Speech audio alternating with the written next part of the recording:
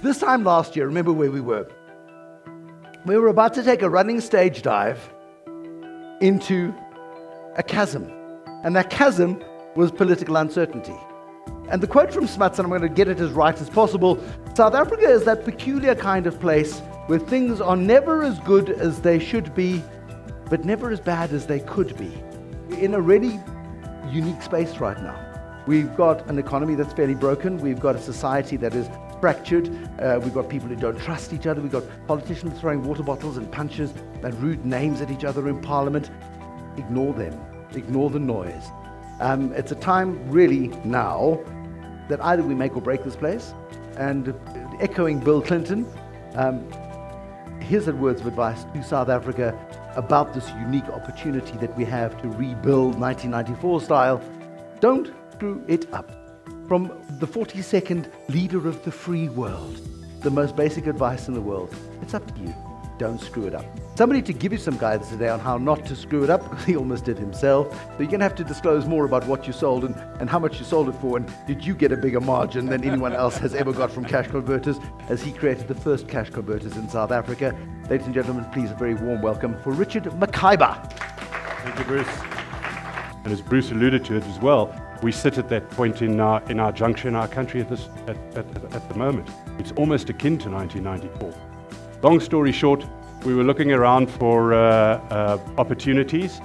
An ex-partner of mine came across cash converters in the UK. They just opened their 10th store in the UK. At that point in time, they had about 100 stores in Australia. And at the same point in time, we were investigating the opportunity of bringing the post-net business into South Africa from America.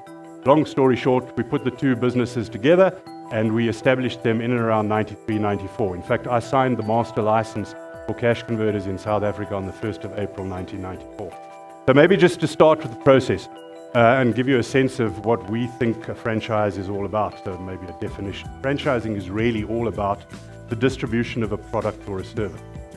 So it's getting something that you have to your target market or to the market.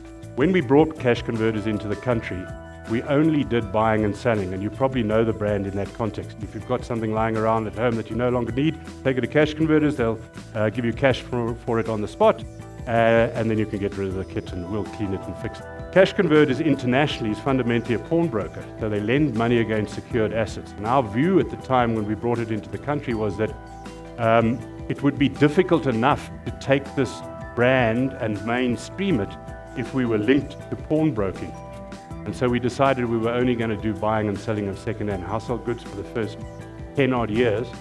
The other issue that we were uncomfortable with was the fact that at that point in time there wasn't really a law in South Africa of pawnbroking. Right, the next thing I just wanted to talk about of franchising in general is that it is probably the most symbiotic business model that I've come across. Because the franchise network, the brand, the franchisor, will not grow and prosper unless the underlying businesses are successful. I'm getting a grin from Bruce over here, so I'm going to call it a day, and then we'll continue with a chat up here and some questions and answers. Thanks very much.